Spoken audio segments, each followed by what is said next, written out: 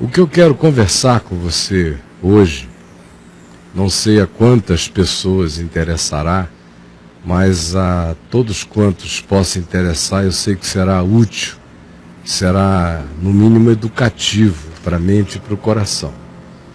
Eu gostaria mesmo que interessasse a muita gente.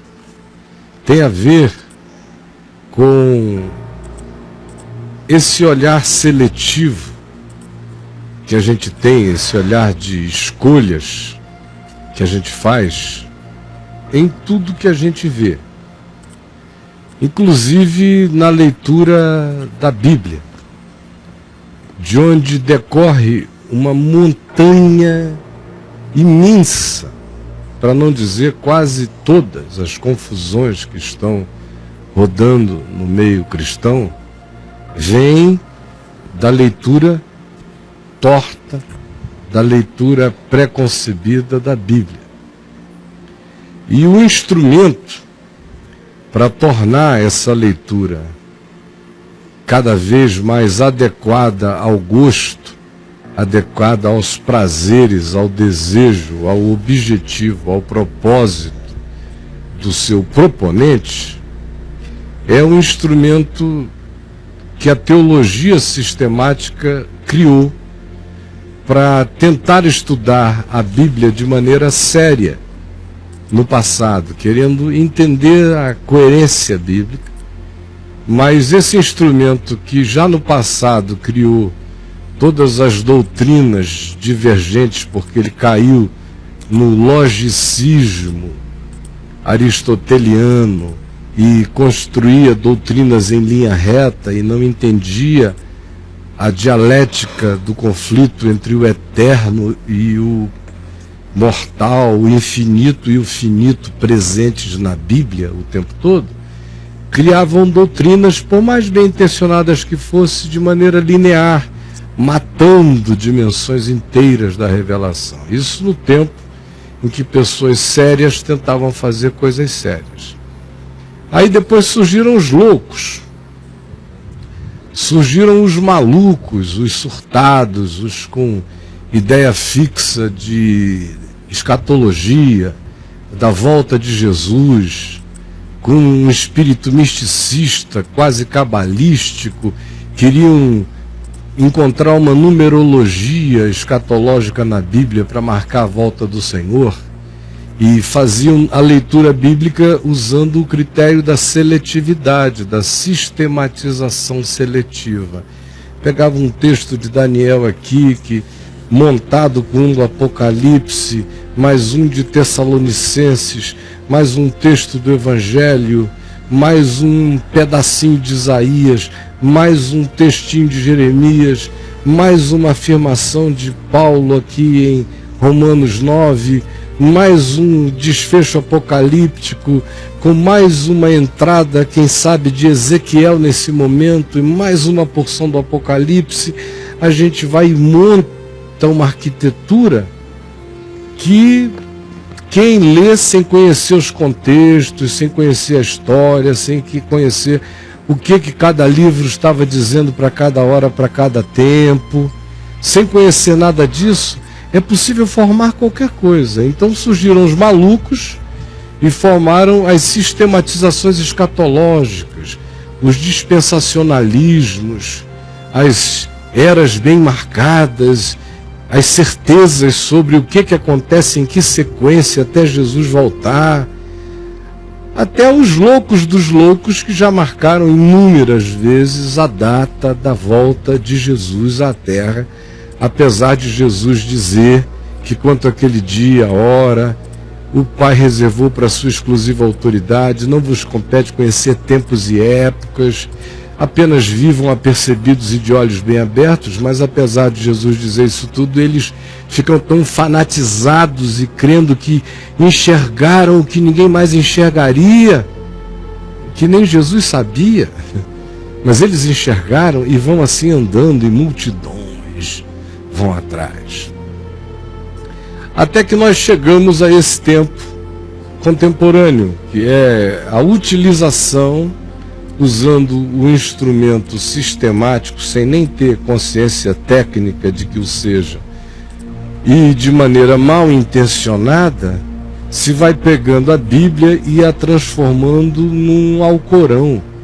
Ela vai se transformando mesmo, dia a dia, num livro extremamente parecido com o Alcorão, pelas montagens que se vai fazendo do Velho Testamento, do Deus que se vai criando, das mentes que vão sendo forjadas a partir dessas construções, e de como o indivíduo, que outra vez eu repito, não tem nenhum conhecimento, nem amplo da história, nem da história bíblica, nem da história de Israel, nem da relação dos profetas com o seu momento histórico, nem tampouco com o Novo Testamento, não conhece o contexto do Novo Testamento, nem os personagens, nem os significados de cada coisa que ali existia, não sabe as relações históricas e não compreendem, portanto, o todo da revelação, e nem leem, muito menos, a Bíblia toda a partir de Jesus. Ao contrário, vão apenas escolhendo o que querem, vão montando. Eles construíram nesses últimos dias de teologia da prosperidade com as sistematizações seletivas, com as escolhas de pedacinhos, de fragmentos, com as montagens, com as edições que fizeram, tornaram e criaram um pacotão que quem não conhece de fato a palavra, não conhece Jesus, não conhece o Evangelho, e é apresentado apenas àquela montagem, pensando que aquilo é o que tem a ver com Jesus, que aquilo é o Evangelho, que aquelas são de fato as promessas de Deus para a vida.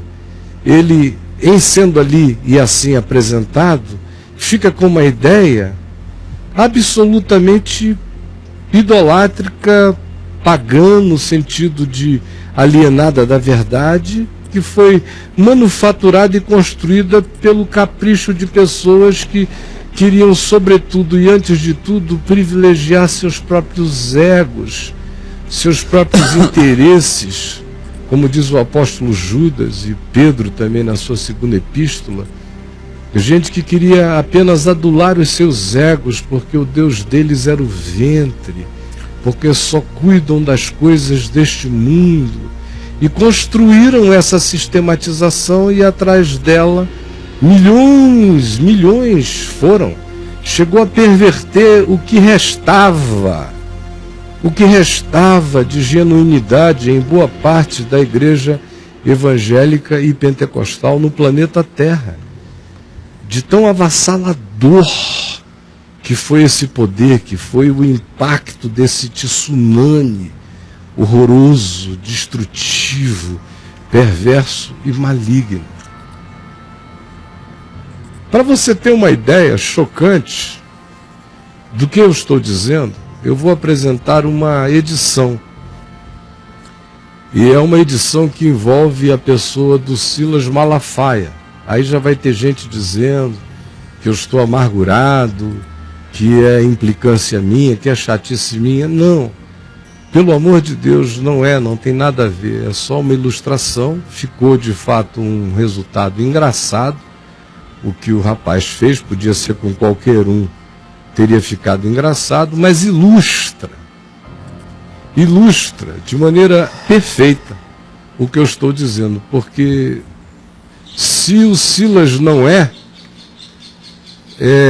praticamente tudo o que ele foi forçado a dizer pela edição que fizeram do material original e pela inserção da presença de um ator novo. É exatamente como na Bíblia. Você arranca do material original aquilo que você quer que seja o validador. No caso desse vídeo vai ser o Silas, ele entra como validador. E a Gabriela, que é o elemento novo dessa edição que você vai ver, é o autor, é o teólogo, é o construtor de doutrinas, que vai montando a sua edição. No fim, o que Jesus diz, ou o que originalmente a Bíblia diz, é tão patético e tão diferentemente e tão pateticamente diferente do que se a faz dizer, ou do que aquilo que a Jesus se atribui que ele seja ou que ele diga, quanto é, no resultado final, essa edição, essa montagem, essa sistematização, essa produção que torna herético o original, o verdadeiro, o que aconteceu, para se tornar aquilo que o autor quer que se torne. Então, esse vídeo do Silas é uma ilustração de como é patético o que você compra pensando que é evangelho e é só edição. O que você absorve de livros que você pensa que estão ensinando a você o evangelho e estão lhe dando uma edição, uma fajutice, uma perversão que não tem nada a ver com o que é, nem com o que aconteceu, nem com coisa nenhuma. Veja apenas como uma ilustração. Mas eu aviso, é engraçado. Veja lá. Estou de frente hoje com ele, um dos pastores mais polêmicos e patéticos do Brasil, Silas Malafaia. Problemático de nascença, mas se tratou e virou líder de igreja. Ele é líder da Assembleia de Deus, Dinheiro em Cristo, e ainda se mete nas campanhas eleitorais. Pastor, muito obrigado, antes de mais nada, por estar aqui hoje nos estúdios do Chacota, não é verdade? Que agradeço. Me conta então, Silas, você é pastor de igreja assim, há quantos anos que você é pastor? Eu sou pastor de igreja há 2 anos e meio. Mas Silas, conta pra mim, o que você era antes de ser pastor da igreja? O que você era? Travesti na Europa. Meu Deus, Silas, que história, que transformação que você passou, quem te vê hoje, quem te viu. Você hoje só mulheres, assim, porque homens não mais. É o engano redondo de muitos. Você vem aqui para me dizer que você gosta de um quibe, que da fruta que eu gosto, você come até o caroço, é isso então? Eu não posso declarar, e nunca declarei isso, que eu não sou tolo. Conta pra mim, por favor, por que o senhor virou a casaca desse jeito? Porque um cara muito inteligente, malandro, espetacular, fantástico, fenomenal. Tá, Silas, eu já entendi, tá? O que aconteceu é que você chonou num gato, não foi isso? As pessoas acabam, quando te ouvem, acabam achando que você, na verdade, não gosta dos homossexuais e... Eu amo os homossexuais. Se amaria o Janequinha, por exemplo, se amaria? Amaria 100%. O Jô Soares, gordão, daquele jeito, delícia, se amaria o Jô Soares? 100%. Silvio, beijo Silvio, se amaria o Silvio? 100%. Se eu te der uma foto do meu filho, você prega na parede da igreja? Prego. Então Silas gosta de homem, gosta de mulher também. Pastor, padre, jornalista. Silas, seu danadinho. Meu Deus, como assim, Silas? Quer dizer que só falta você falar agora coisa de animais, né? Porque tá surpreendente isso aqui. Gabi, nós temos essa experiência. Como assim, Silas? Você tá me dizendo então que você pratica zoofilia? Isso é um absurdo, Silas Malafaia. Você não conhece as ovelhas? Os pastores, quando eles vão gravar, ou então fazer um culto, eles estão sempre muito animados, né? Aquela energia do pastor. Eu queria saber, assim, como é que vocês preparam antes? Tem alguma coisa que vocês fazem? Porque, é impressionante. Drogas. Entorpecentes, é isso? Drogas. Quer dizer, se eu for lá agora na sua igreja e chegar lá, vou encontrar o quê? Drogas. 200 comprimidos de LSD, é isso? Encontra muito mais. Bom, esse Silas hoje, olha, tá impagável. Mas vamos agora pro nosso conhecido bate-bola, jogo rápido. Um hobby. Bebida, Silas. Só isso que você gosta de fazer? No de graça. Bebida e no de graça. O homossexualismo, a prática. Quanto tempo você passaria numa sala fechada com gay? 10, 15, 20, 30 anos. Tá, Silas, mas... E entre a Aline Barros, né? Aline Barros e eu, assim... Quem que você escolhia? Você, pelo amor de Jesus. Silas Malafaia por Silas Malafaia. safado, sem vergonha, bandido, caluniador. Bom, Silas, para encerrar, porque o nosso tempo já estourou, eu trouxe aqui umas saias do meu filho, lindo, que é para você vestir aqui e provar de uma vez por todas que você não tem nenhum preconceito. Você topa fazer isso, Silas? Qual que você prefere? Você prefere essa aqui, Silas? Eu vou usar outra que vai ficar mais fácil, porque todo mundo percebe. Acho que vai ficar bem em você. Maravilha, Silas, maravilha. Conversei hoje com ele, o pastor Silas Malafaia. Silas, você tem algum recado para passar para as pessoas que estão assim assistindo a gente? Eu estou entre os 100 mais ricos do mundo. Então tá aí. Eu disse que era engraçado. Agora, é o que eu estou querendo dizer para você sobre editar, sistematizar, ser seletivo. Você, no fim, cria o resultado do que não aconteceu. É por isso que a Bíblia é a mãe de todas as heresias. É por isso que se a faz dizer o que ela não disse. Basta você sistematizar. Basta você ter um objetivo, como o desse editor. Quando ele olhou e ele estudou várias vezes o vídeo do Silas e da Gabi, ele foi vendo qual era a linha do que ele queria e ele procurou as frases e ele inseriu as entradas, as perguntas, para que tudo coubesse exatamente como tinha que ficar no final.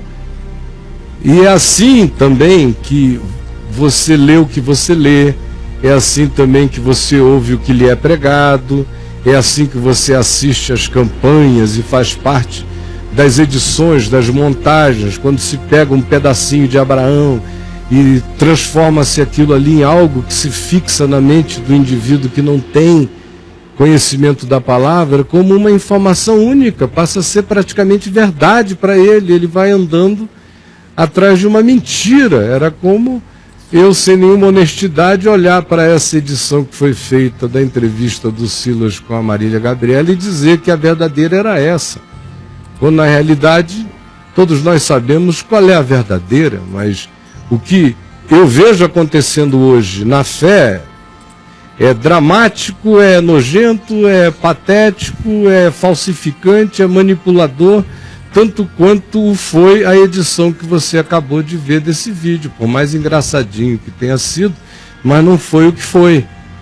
O que eu vejo é esse humor, é essa comédia perversa sendo aplicada ao ensino da palavra. A teologia da prosperidade é a montagem sistemática de edição da Escritura mais devastadora que já se fez nesses 2000 anos de história da fé. Porque ela caiu como uma luva nos tempos, nas horas e no perene egoísmo humano. Foi um vestir adequado àquele tempo, aquele olhar, aquela expectativa, aquele estímulo ao consumo, aquele mundanismo que já tinha criado expectativas latentes no coração das pessoas, e ela veio e ofertou: tudo isso eu te darei se prostrado e me adorares. E o pessoal se curvou. Agora estão se curvando, saibam, vocês que ficam ofendidos quando eu mostro alguma coisa aqui do Silas, saibam, vocês estão se curvando diante de algo tão falso quanto falso foi esse vídeo editado que eu acabei de mostrar. É a isso que vocês estão se curvando quando se compara o que se está mostrando como edição do Evangelho para as pessoas com o próprio Evangelho. Quando se compara o que se está mostrando de Jesus, dessa construção de Jesus para fora, com o próprio Jesus da história e do Evangelho, com o Filho do Homem. É tão grotesco assim, é tão chocante desse modo e desse jeito. E a grande maioria de nós, por que mesmo não dizer, praticamente todos nós, de um modo ou de outro, se não pela teologia da prosperidade, mas por outras edições, por outras sistematizações, por outras doutrinações, ficamos com a cabecinha assim, como esses ratos de laboratório que a gente mostrou ainda há pouco. Esses bichinhos conectados eletronicamente. Você ficou como um ratinho de laboratório condicionado por aquela matriz. E você olha a vida com aquela matriz. O Evangelho jamais poderia ser uma sistematização, nem ele poderia ser sistematizável. Porque ele não é linear, ele não trabalha com essa categoria das lógicas lineares. Ele frequentemente nos coloca no choque dos paradoxos. Esse choque dos paradoxos é exatamente o que acontece sempre que esses paradoxos se manifestam. Eles são o encontro do infinito com o finito, de Deus com o homem. É a comunicação impossível, exceto pela encarnação, mas nem por palavras se pode vencê-la. Só se pode vencê-la como encarnação, porque não existe forma de expressão. E a Escritura vive esses paradoxos. Quando de um lado a finitude do homem precisa ser chacoalhada, de um outro lado a infinitude de Deus precisa ser afirmada. E esse encontro entre o finito e o infinito é o que gera esses vértices de paradoxos na leitura da Escritura. Por isso, nenhuma sistematização linear poderia concluir qualquer coisa. A palavra tem que ser lida nesse choque.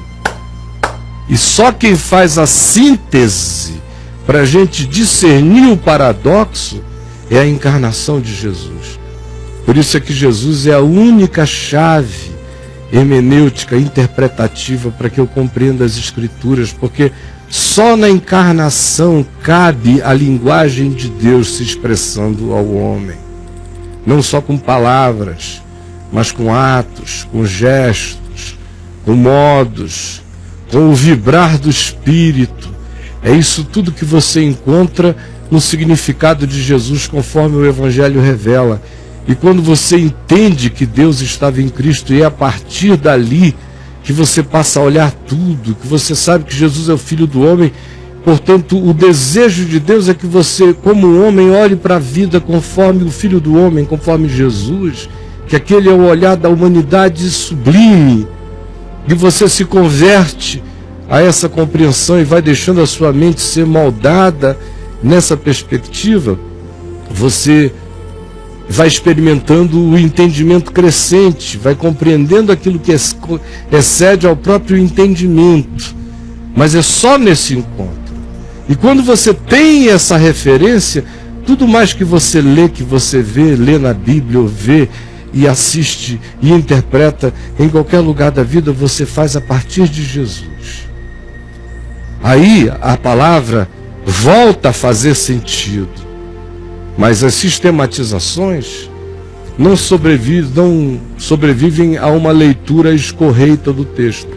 Uma pessoa que tenha uma teologia sistematizada na cabeça, começa a ler em Gênesis, a Bíblia, de carreirinha, e vai tendo que ficar defendendo o seu ponto de vista a cada página, e reafirmando o seu ponto de vista em várias outras. Mas ele vai ter que admitir os paradoxos, que só terminam quando a gente vê tudo encarnado em Jesus. E quando fica sabendo que Ele é a síntese, que Ele é a suma, que Ele é a palavra de Deus para a vida. Que o que for como Ele é para nós, que o que não for como Ele não é para nós. Que o que carrega a simplicidade do Espírito dele é para nós, que o que não carrega não é para nós. Que a vida vivida conforme Ele é vida para nós, que a vida, mesmo que vivida em nome dEle, diferente dEle, não é para nós. É tudo simples assim. E é isso que eu gostaria que você entendesse. E esse vídeo foi apenas para mim uma perfeita ilustração da edição cheia de todas as corrupções de uma edição para indicar uma intenção, mas que ilustra perfeitamente o que essas construções sistemáticas e seletivas da Bíblia, ou de qualquer outra coisa, mas no nosso caso da Bíblia, conseguem fazer de falsificação. No final, é irreconhecível. Assim como eu olho para o Deus descrito por eles e não conheço, olho para o Jesus descrito por eles e não sei quem é. Eles correm o risco de se colocarem numa posição em que Jesus os encontre e diga: não sei quem sois. Pense nisto. Eu vou para o intervalo. Eu volto já.